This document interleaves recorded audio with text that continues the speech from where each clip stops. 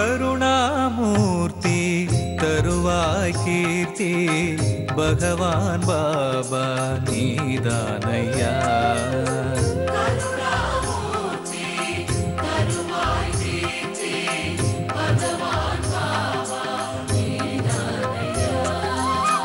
அருள் மாமலையே அழியா புகழே உனையன்றி வேறு கதியேதையா.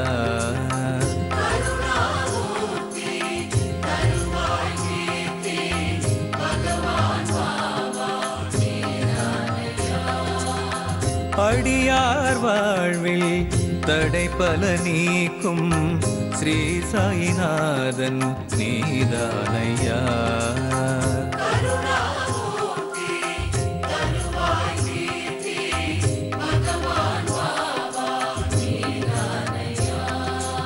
உனையே நாடி உன் புகழ் பாடி வருவோம் நாங்கள் கண் பாராய். விடியாவானம் நொடியினில் பூக்கும் அதுவும் உந்தன் அருளாகும்.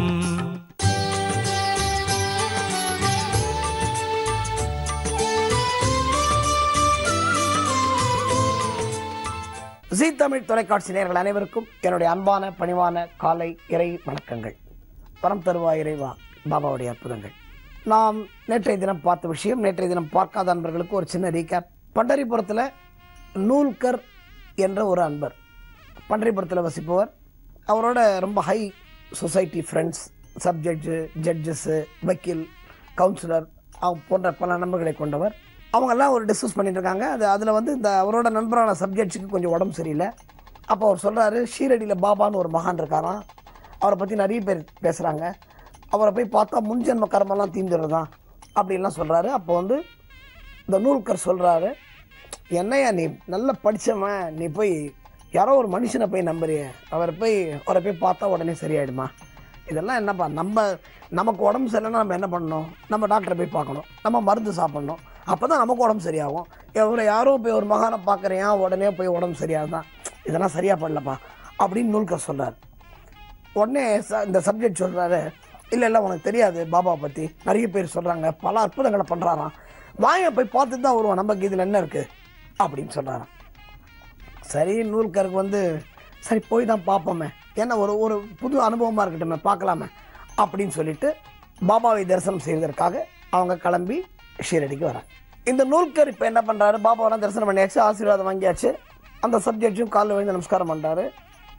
பாபா ஒரு பார்வை பார்க்குறாரு, ஒரு கரிவான பார்வை.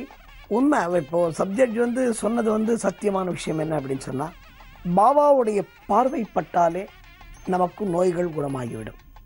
இது சத்தியமான விஷயம். இது இந்த கலிகாலத்தில் நடந்து வருது. அதை விட இன்னொரு பெரிய விஷயம் நான் உங்களுக்கு சொல்லிக் கொள்கிறேன். பாபாவுடைய உதி இருக்குது பார்த்தீங்களா, உதினா பாபாவோட விபூதி. அந்த உதியை நீங்கள், நான் அடிக்கடி சொல்லுவேன், பாபாவோட உதியை நீங்கள் நெத்தியில் ஏற்றுண்டு, இல்லைன்னா நோய்வாய்ப்பட்டவர்கள் ஒரு பேக்கெட் வீட்டில் வாங்கி வச்சுட்டு நைட்டு கொஞ்சோண்டு ஒரு பொட்டு அதை தண்ணியில் போட்டு குடிச்சிட்டோன்னா, ஓம் சாய்ராம் சொல்லி, தீராத வியாதிகள் தீரும் என்பது சத்தியமான விஷயம். இதை வந்து யாரும் மறுக்கவே முடியாது. இந்த நூல்கர் என்ன பண்ணுறாரு, பக்கத்துலேயே இருக்காரு. இப்போ சப்ஜெக்ட் செஞ்சு பாபா காலில் விடுறாரு, உடம்பு சரியாகணும் அப்படின்னு. இவருக்கு சப்ஜெக்ட்ஸுக்கு பாபாவை பார்த்த உடனே பாதி வியாதி சரியாக போயிட்டா மாதிரி ஒரு ஃபீலிங், ஒரு பெரிய பாரம் இறங்கினா மாதிரி. இந்த நூல்கர் என்ன தெரியுமா பண்ணுறாரு, அவருக்கு பாபாவை பற்றி பேசினாரே தவிர, பாபாவை பார்த்த உடனே அவருக்கு ஒரு பக்தின்னு சொல்ல முடியாது, ஒரு ஆசை, ஒரு ஆர்வம், அதில் தானே வந்தார். அவர் பார்த்துடலாம் அப்படின்னு தானே வர்றாரு. பாபாவை பார்த்த உடனே அவருக்கும் ஒரு என்ன சொல்கிறது, ஒரு சாட்டிஸ்ஃபேக்ஷன், ஒரு காம்ப்ரமைஸ் ஆனார்னு வச்சுப்போமே. இப்போ பாபா பார்த்துட்டு என்ன பண்ணுறாரு, அவருக்கு ஏதோ கொடுக்கணும்னு தோன்றது, பேக்கெட்லேருந்து இந்த ஏதாவது ஒரு காசு எடுத்து, காணிக்கை எடுத்து பாபா கையில் கொடுக்குறாரு. பாபா சில பேர்கிட்ட தான் பணம் வாங்கிப்பார், மற்ற பேர்கிட்ட பணம் வாங்க மாட்டார். வேணாம் தூக்கி எறிஞ்சிடுவாராம், தூக்கியே போடுவாராம், வேணாம் நீ என்னடா எனக்கு கொடுக்குறது போடா அப்படின்னு வரான். ஆனால் சில பேரை கூப்பிட்டு வம்பு கிழித்து, எனக்கு ஒரு 2 ரூபா கூட, எனக்கு ஒரு ரூபா கூட அப்படின்னு கேட்டு வாங்கிப்பாரான். அப்படி என்றால் அவர்களுடைய பாவக்கணக்கை பாபா சரி செய்கிறார் என்ற அர்த்தம். நம்ம ஏற்கனவே ஒரு சம்பவம் பார்த்துருக்கோம். இதில் இந்த கோவாலேருந்து வந்தவங்க 15 ரூபா வாங்கினது ஞாபகம் இருக்கும். இப்போது இந்த நூல்கர் கொடுத்தோடனே கையில் காசு வாங்கிட்டார் பாபா. வாங்கிட்டவுடனே இந்த நூல்கர் என்ன பண்ணுறாரு, ஓரமாக போய் துவாரகமாயில் ஓரமாக உட்காந்துடுறாரு. பாபா துவாரகமாயில் உட்காந்துருக்காரு, எல்லாரோடையும் பேசிட்டு இருக்காரு, ஜாலியாக பேசுகிறார் பாபா. பாபா எல்லா விஷயத்தையும் அலசுவார் எல்லாரோடையும் உட்காந்து. ஷீரடி மக்கள்லாம் ஒரு மூலையில் இருக்காங்க, அவரோட ஃப்ரெண்ட்ஸ் பக்கத்தில் இந்த காக்கா சாஹிப் தீக்ஷித், ஷியாமா, மகள்சாபதி எல்லாம் அவங்க பக்கத்தில் தாத்தியா பட்டேல் எல்லாம் உட்காந்துருக்காங்க. பாபா ஜாலியாக சீரியஸாக ஜாலியாக பேசிட்டு இருக்காரு. பேசிகிட்டே இருக்கும்போது திடீர்னு பாபா ஒன்று சொல்கிறார். மக்கள்லாம் மிரண்டு போகிறாங்க, எதுக்குடா பாபா சம்பந்தமே இல்லாமல் ஏதோ பேசுகிறாரு அப்படின்னு. இங்கே பாருங்கள், பாபா சொன்ன விஷயந்தான். சில பேர் இருக்காங்க இந்த உலகத்தில், சில மனிதர்கள் இருக்காங்க, பாபா சொல்கிற வார்த்தை, சில மனுஷங்க இருக்காங்க, அவன் என்ன அவங்களோட கேரக்டரே என்னால் புரிஞ்சுக்க முடியல. அவங்க என்ன பண்ணுறாங்க தெரியுமா, நம்மளுக்கு காசுலாம் கொடுப்பாங்க, நமக்கு நமஸ்காரம்லாம் பண்ணுவாங்க, நம்மள்ட்ட ஆசீர்வாதம்லாம் வாங்கிப்பாங்க, நம்மளை பார்க்க வரேன்னு சொல்லுவாங்க. ஆனால் நம்மளை பற்றி பின்னாடி போய் தப்பாக பேசுவாங்க. இது ஏன்னே புரியலையே, ஏன் இவ்வளோ கன்னியாக இருக்காங்க இந்த மனிதர்கள்லாம், என்னன்னே புரியலடா, எனக்கு அவங்க கேரக்டரே எனக்கு புரிஞ்சிக்க முடியல அப்படின்னு பாபா சொல்கிறார். பாபா பேசிட்டு இருக்கிற விஷயம் வேறு ஏதோ பேசிட்டு இருக்காரு டிஸ்கஷனில். ஆனால் திடீர்னு இதை போய் எதுக்கு சொல்லணும்? இந்த ஷீரடி மக்களுக்குலாம் ஒரே கன்ஃபியூஷன், எதுக்கு நான் பாபா இந்த விஷயம் தூக்கி போடுறாரு, இவர் யாரை சொல்கிறாரு அப்படின்னு தெரில. பாபா சொல்லிட்டு என்ன பண்ணுறாரு தெரியுமா, இப்படி திரும்பி நூல்கரை பார்க்குறாரு. இப்படி நூல்கருக்கு ஷாக் அடித்த மாதிரி இருக்குது. மற்ற மக்களுக்கெல்லாம் புரியல, இவர் பாபா யாரை சொல்கிறாருன்னு தெரியல, ஆனால் நூல்கருக்கு ஷாக் அடித்த மாதிரி இருக்குது. ஒருவனே என்ன பண்ணுறாரு, சரி அவருக்கும் ஏதோ ஒரு கன்ஃபியூஷன், திருப்பி பாபாவை நமஸ்காரம் பண்ணிவிட்டு, பாபா நான் கிளம்புறேன் பாபா அப்படி சொல்லிட்டு சாத்தியவாடாவில் தங்கியிருக்காங்க அவங்கெல்லாம். அவர் காக்கா சாஹேப்போட கிளம்பி சப்ஜெக்ட்ஸு எல்லாம் சாத்தியவாடாவுக்கு வந்துடுறாங்க. வந்த உடனே இவர் ஒரே கன்ஃபியூஷன் மைண்டில் இருக்கார். யார்? நூல்கர். சப்ஜெக்ட்ஸ் சொல்கிறாரு, பாரு நூல்கர், நான் சொன்னேன்ல பாபா பெரிய மகான் அப்படின்னு, பாரு பாபாவை பார்த்தோன்னே எனக்கு சரியாக போன மாதிரி இருக்குது, எனக்கு ஜுரம் ரொம்ப நாள் இருந்த இந்த உடல்நல குறைவு வந்து சரியாக போயிட்ட மாதிரி இருக்குது அப்படின்னு அவர் சொல்கிறாரு. உடனே காக்கா சாஹிப் சொல்கிறார், ஆமாம் அதான் அற்புதமான பாபாவுடைய சக்தி, யார் வந்து பார்த்தாலும் சரி எல்லாம் அள்ளி அள்ளி கொடுக்குற தெய்வம். அது மட்டும் இல்லாமல் அவர் பார்வையிலேயே பல நோய்கள் சரியாயிடும், நம்ம முன்ஜென்ம கர்மங்கள்லாம் போயிடும் அப்படின்லாம் பேசிகிட்டு இருக்கும்போது இந்த நூல்கருக்கு இன்னும் மனசு அரிக்குது. உடனே காக்கா சாஹிப் கேட்குறாரு, என்ன நூல்கர் நீங்கள் வந்ததுலேருந்து ஒரு மாதிரி இருக்குங்க, என்ன விஷயம் அப்படின்னு கேட்குறாரு. இல்லை பாபா ஒரு விஷயம் சொன்னார், அந்த விஷயம் மண்டே குடையுது அப்படின்னாரு. என்ன பாபா சொன்னார்? நிறைய சொன்னார் பாபா, ஏன்னா உன்னை பற்றி என்னையா அதில் இருக்குது, உன்னை பற்றி ஒன்றும் சொல்லலையே பாபா அப்படின்னு. ஒன்று இல்லை உலகத்தில் சில மனுஷங்க இருக்காங்க, அவங்கள பற்றி என்னால் புரிஞ்சிக்கவே முடியல, எனக்கு பணம்லாம் கொடுப்பாங்க, எனக்கு காணிக்கெல்லாம் கொடுப்பாங்க, என்னை நமஸ்காரம் பண்ணுவாங்க, எங்கிட்ட ஆசீர்வாதம் வாங்குவாங்க, ஆனால் என்னை பற்றி பின்னாடி போய் தப்பாக பேசுவாங்க அப்படின்னு பாபா சொன்னார்ல அப்படின்னு சொல்கிறாரு இந்த நூல்கர். ஆமாம் பாபா சொன்னார், அது ஒன்றே எங்கே சொன்னார், நீ அது தப்பாக நினச்சிக்கிற, ஒன்று சொல்லி அவர் அப்படின்னு. ஒன்று இப்போ நூல்கர் சொல்கிறாரு, இல்லை அவர் என்னை பற்றி தான் சொல்லியிருக்காரு அப்படின்னு சொன்னார். நண்பர்களே, பாபா வந்து எந்த கட்டத்திலையும் கடவுள் என்று தன்னை சொல்லிக்கொள்ளவில்லை, ஆனால் தன்னுடைய செயலில் மட்டும்தான் கடவுளை காட்டினார். இப்போது இந்த நூல்கர் எங்கே இருந்தார்? நூல்கர் பண்டரிபுரத்தில் இருந்தார் இல்லையா? இவருக்கே நூல்கருக்கு பாபா சொன்ன விஷயம் உறுத்துது அப்படின்னா, பண்டரிபுரத்தில் இவங்க என்ன சேர்ந்து டிஸ்கஸ் பண்ணும்போது என்ன சொன்னார், இந்த சப்ஜெக்ட்டுக்கு உடம்பு சரியில்லை நான் போகணும்னு சொல்லும்போது, பாபா பார்க்கணும்னு சொல்லும்போது என்ன சொன்னார் இவர், என்னப்பா நீ படித்தவன் ஏதோ ஒரு மகானா அவரை போய் பார்த்தா சரியாயிடுமா அப்படின்னு நான் சொன்னேன். அப்போ தான் சப்ஜெக்ட்டுக்கு தெரியுது, ஆஹா பண்டரிபுரத்தில் இருந்து இவன் நம்ம பேசுகிறது எப்படிரா பாபா கேட்டுது. அன்பர்களே, அடுத்தவர்களின் எண்ணத்தை படிப்பதில் நீ எந்த ஊரில் இருந்தாலும் சரி, நீ என்ன மனசில் இதுதான் நமக்கு இந்த மெசேஜ் நமக்கு என்னென்னா, நீ எந்த இடத்துலேருந்து பாபாவை நினைத்தாலும் சரி, நீ எந்த இடத்துல நீ என்ன பண்ணாலும் சரி, அது பாபாவுக்கு தெரியும் என்பது இதை விட ஒரு பெரிய சம்பவம் ஒரு சரிதத்தில் இருக்க முடியாது. இதே மாதிரி இது தொடர்பான மற்றொரு முக்கியமான சம்பவம், அதை நாம் நாளை பார்ப்போம். ஓம் சாய்ராம்.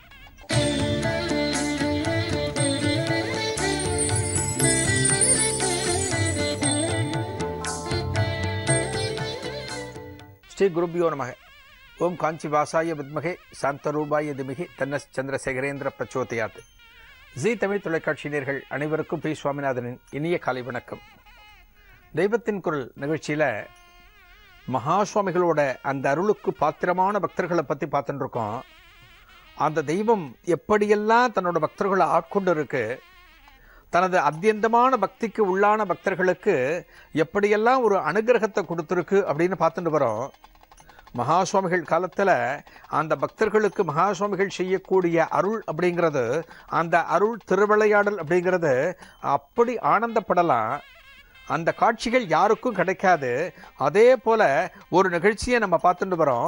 சுப்பிரமணிய ஐயர் அப்படிங்கிற ஒரு பக்தர், மகா சுவாமிகளின் அத்தியந்தமான பக்தர், தன்னால் அன்றைய தினம் கொடுக்க முடிஞ்ச ஒரு அவல் பொறி காணிக்கையை மடித்து கொடுத்துருக்கார்.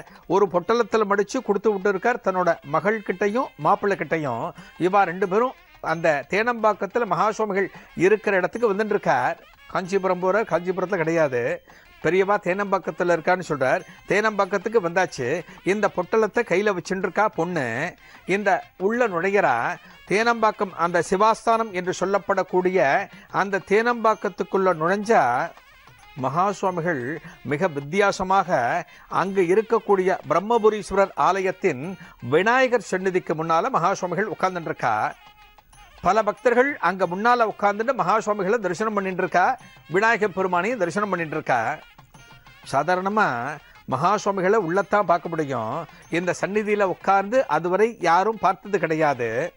என்னடா இன்றைய தினம் இந்த இடத்துல உட்கார்ந்துட்டு இருக்கா பெரியவா, பிள்ளையாருக்கு முன்னால் உட்கார்ந்துட்டு இருக்காளே, என்ன விஷயம்னு தெரியலையே அப்படின்னு பக்தர்கள் ஒரு குழப்பத்தோடு, தேனம்பாக்கத்துக்குள்ளே வந்த பக்தர்கள்லாம் குழப்பத்தோடு பெரியவா இருக்கிற இடத்துக்கு முன்னால் போய் நிற்கிறா. அந்த விநாயக பெருமானுக்கு ஒரு அபிஷேகமோ ஒன்று ஆரம்பிக்க போகிறது. வந்த பக்தர்கள்லாம் அவ என்னென்ன கொண்டு வந்தாலோ, புஷ்பங்களை கொண்டு வந்தாலோ, பழங்களை கொண்டு வந்தாலோ, என்ன திரவியங்களை கொண்டு வந்தாலோ அனைத்தையும் அங்கேயே சமர்ப்பணம் பண்ணுறா. மகா சுவாமிகளுக்கு முன்னால் அந்த விநாயகர் சந்நிதிக்கு முன்னால் சமர்ப்பணம் பண்ணுறா. எல்லா வஸ்துக்களும் அங்கே நிரம்பி நிற்கிறது. பல வகையான பூக்கள் இருக்கு. விநாயகருக்கு பிடிச்ச பூக்கள்லேருந்து சகல விதமான புஷ்பங்களும் அந்த இடத்துல வச்சிருக்கு. சகல விதமான பழங்களும் அங்கே சேர்ந்து கொடுத்து, என்னென்ன திரவியங்கள் சேரணுமோ எல்லாமே சேர்ந்து கொடுத்து, நல்ல கூட்டமான கூட்டம். பெரியவா சந்நிதிக்கு முன்னால், அந்த விநாயகர் பெருமான் சந்நிதிக்கு முன்னால் அத்தனை பக்தர்கள் அந்த இடத்துல குழுமி நிற்கிறா. விநாயகர் பெருமானை பார்த்து கன்னத்தில் போட்டுக்கிறா, இந்த தெய்வத்தை பார்த்து கன்னத்தில் போட்டுக்கிறா, ஜெய் ஜெய்சங்கர கோஷத்தை சொல்லிட்டு இருக்கா. இந்த கூட்டத்தில் தான் கொஞ்சம் தாமதமாக உள்ள நுழைகிற அந்த சுப்பிரமணிய ஐயரோட பொண்ணு கூட மாப்பிள்ளை வந்திருக்கார். இவா ரெண்டு பேரும் கடைசியில் நுழைஞ்சு இந்த கையில் அவல் பொறி பொட்டலத்தை வச்சுட்டு இருக்கா. இந்த தெய்வத்துக்கிட்ட நாம் எப்படி போய் இதை கொடுக்க முடியும்? நமக்கு முன்னால் இவ்வளவு பேர் உட்கார்ந்துருக்காளே, இந்த கூட்டத்தை கடந்து போவது என்பது சாத்தியமே இல்லையே. இந்த பொட்டலத்தை நாம் எப்படி சேர்ப்பிக்க முடியும்? நம்ம அப்பா மகா சுவாமிகளோட அத்தியந்தமான பக்தர், அவர் நம்ம கிட்ட கொடுத்து இதை கொண்டு போய் சேர்க்க சொல்லியிருக்கார். இன்னைக்கு நாம் எப்படி இதை சேர்க்க முடியும் அப்படின்னு இந்த பொண்ணு என்ன பண்ணுறா, அந்த பொட்டலத்தில் வச்சுட்டு ஒரு கலக்கத்தோடு இருக்கிறா. இதை கொண்டு போய் எப்படி கொடுக்க முடியும்? இவ்வளவு திரவியங்கள் இருக்கும்போது இதை கொடுத்தா ஏதான ஒரு சங்கட குறைவாக நமக்கு இருக்குமா? சரி பரவாயில்ல, சங்கட குறைவு வந்தாலும் பரவாயில்ல, இத்தனை கூட்டத்தை நீந்தி நாம் எப்படி போய் கொடுக்க முடியும் அப்படிங்கிற தர்ம சங்கடங்கள் சேர்ந்து இந்த பொண்ணு இங்கேயே தவிச்சுட்டு நிற்கிறா. ஒரு காட்சி அந்த இடத்துல அரங்கேறது. பெரியவாளோட திருவிளையாடல் அப்படின்னா, ஒரு ஆத்மார்த்தமான பக்தனோட மனசுக்குள்ள என்ன ஓட்டம் ஓடுறதோ அந்த இடத்துல அது வெளிப்படும். பெரியவா என்ன பண்றா, திடீர்னு ஒரு பாடலை பெரியவா ஆரம்பிக்கிறா. பெரியவாலே ஒரு 2 வரிய பாடுறா. கைத்தல நிறகினி அப்பமிடவல் பொறின்னு ஒரு பாட்டை பாடிட்டு பெரியவா அங்க சொல்றா, இன்றைக்கு நாம விநாயகர் சந்நிதிக்கு முன்னால உட்கார்ந்துட்டு இருக்கோம். நான் இந்த இடத்துல உட்கார்ந்து நீங்க அதிகம் பார்த்திருக்க மாட்டேன், இந்த இடத்துக்கு இன்னைக்கு உட்கார்ந்துருக்கேன். இந்த பிள்ளையாருக்கு தேவையான வஸ்துக்கள் இங்க வந்து சேர்ந்திருக்கு. பல வஸ்துக்கள் வந்து சேர்ந்து கொடுத்து இந்த இடத்துல பிள்ளையாருக்கு என்ன பழம் பிடிக்குமோ அந்த பழங்கள் வந்திருக்கு. பிள்ளையாருக்கு என்ன புஷ்பம் பிடிக்குமோ அந்த புஷ்பங்கள் கொண்டு வந்து சேர்த்திருக்கேள். எல்லாமே வந்து கொடுத்து இந்த பிள்ளையாருக்கு பிடிச்சமான ஒரே ஒரு வஸ்து மட்டும் இன்னும் இந்த இடத்துல காணவே காணும். அந்த வஸ்து இருக்கான்னு நானும் தேடி பார்த்தேன் என்னோட பார்வையால். அந்த வஸ்து கிடைக்கவே இல்லை. அந்த வஸ்து இந்த கூட்டத்தில் யாரானு வச்சுட்டு கேளானும் எனக்கு புரியல அப்படின்னு சொல்கிற. அங்கே இருக்கிற பக்தாள் அத்தனை பேருமே என்னடா இன்னும் என்ன ஒரு வஸ்து பெரியவா இல்லைன்னு சொல்கிறாளே, அது என்ன வஸ்துவாக இருக்கும், பிள்ளையாருக்கு பிடிச்சதுன்னு சொல்கிறாளே அப்படின்னு ஆளாளுக்கு ஒன்று கற்பனை செஞ்சு பார்த்துட்டு ஆகா நம்மக்கிட்ட இருக்கிறதுல இது இருக்காது போல இருக்கே அப்படின்னு எல்லாம் தீர்மானிச்சுட்டு இருக்கும்போது பெரியவாளே சொல்கிறா, பிள்ளையாருக்கு எல்லாமே பிடிக்கும், பிள்ளையாருக்கு ரொம்பவும் பிடிச்சதான அவல் பொரிய இங்கே காணுமே, இந்த இடத்துல பார்த்தேன் காணுமே, அவல் பொரிய தவிர எல்லா விஷயமும் இருக்கு, இந்த அவல் பொரிய இந்த கூட்டத்தில் யாரான நீங்க கொண்டு வந்திருக்கா, யாரான கூட்டத்தில் வச்சுருக்கேளா அப்படின்னு பெரியவா கேட்ட உடனே அந்த சுப்பிரமணிய ஐயரோட மகளுக்கு சந்தோஷம் எப்படி போகும், இந்த பொட்டலத்தை நான் எப்படி சேர்ப்பிக்கிறது, ஒரு சாதாரணமான பொருள் ஆயிற்றே, இதை கொண்டு போய் எப்படி சேர்ப்பிக்க முடியும் அப்படிங்கிற தயக்கத்தோடு நின்று கொண்டிருக்கும் போது மகா சுவாமிகளே கேட்கிறாரே, அவல் பொறி கூட்டத்தில் யாரானு வச்சுருக்கேளா, இங்கே கொண்டு வந்து கொடுத்தா இந்த பிள்ளையாருக்கு காணிக்கையே கொடுத்து விடலாம், எல்லாமே பிள்ளையாருக்கு வந்து சேர்ந்தது மாதிரி இருக்கும்னு சொன்னவுடனே அந்த மகளாகப்பட்டவள் 2 கைகளையும் உயர்த்தி கும்பிட்டு பெரியவா எங்கிட்ட இருக்குன்னு அந்த இடத்திலேருந்தே சொல்றா. இந்த பரபிரம்மம் அங்கிருந்து அந்த குழந்தைய பார்த்துட்டு அந்த மகளை பார்த்துட்டு ஒரு சிப்பந்தி அனுப்பிச்சு அந்த அவல் பொரிய வாங்கிடுவான்னு சொல்றா. அந்த அவல் பொரிய வாங்கிட்டு வந்து மகா சுவாமிகள் முன்னாடி வச்ச உடனே அந்த தெய்வமே அந்த பொட்டலத்தை கையால் எடுத்து வாங்கிட்டு அதை பிரித்து அந்த அவல் பொரிய அந்த விநாயகர் பெருமானுக்கு அர்ப்பணமா அந்த விநாயகர் பெருமான் சன்னதிக்கு முன்னால வைக்கிறார். இதெல்லாம் யாருக்கு கிடைக்கும்? ஒரு சாதாரணமான ஒரு அவல் பொரி, இந்த சாதாரணமான அவல் பொரிய இந்த தெய்வத்துக்கு சமர்ப்பிக்கணும்னு ஒரு அத்தியந்தமான பக்தர் சுப்பிரமணிய ஐயர், அந்த பக்தி மகா சுவாமிகள் போன்ற மகான்கள் மேலே நாம் வைக்கக்கூடிய பக்தி எந்த அளவுக்கு ஆழமாக இருக்கிறதோ அந்த அளவுக்கு உண்டான பலன் நமக்கு திரும்ப கிடைக்கும்.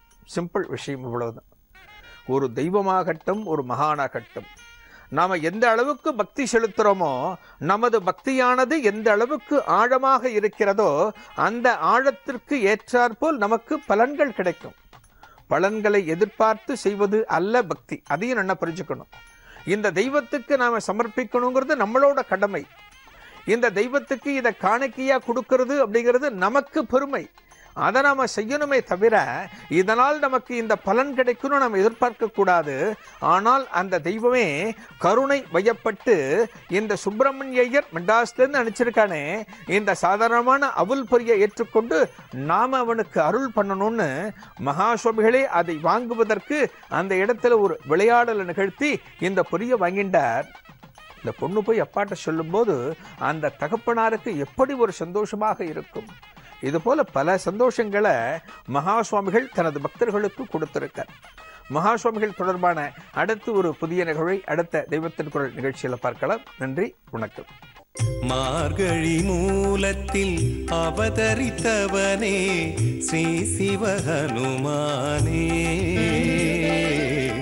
நினைத்தவுடனே கணத்தினில் வருவாய் ஸ்ரீ ஜெயமாருதியே. மார்கழி மூலத்தில் அவதரித்தவனே ஸ்ரீ சிவஹனுமானே,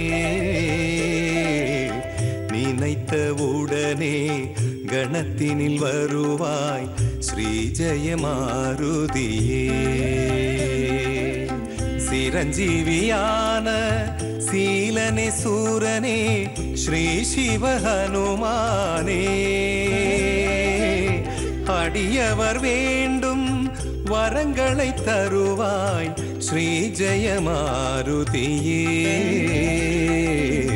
ஸ்ரீ ஜெயமாருதியே.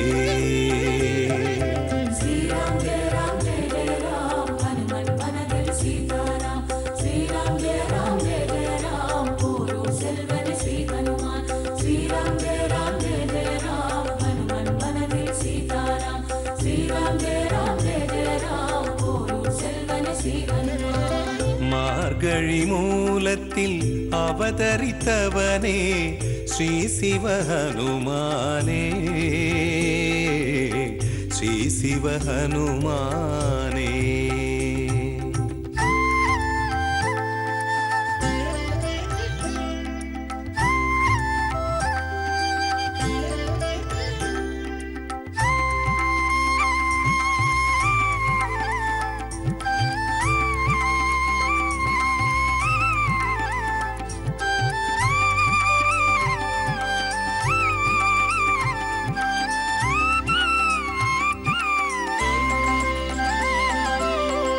கடலை கடந்து தடைகளை தகர்த்து அன்னையை கண்டவனே,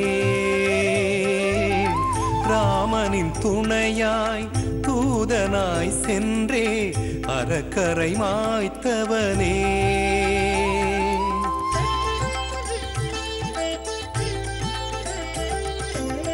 கடலை கடந்து தடைகளை தகர்த்து அன்னையை கண்டவனே, ராமனின் துணையாய் தூதனாய் சென்றே அறக்கரை மாய்த்தவனே. அசோகவனத்தினில் புகுந்த இறைவனே, வல்லமை உடையோனே, அசோகவனத்தினில் புகுந்த இறைவனே, வல்லமை உடையோனே, தீயோர் மாயவே தீயையும் வைத்த தீரனே ஹனுமானே, தீரனே ஹனுமானே.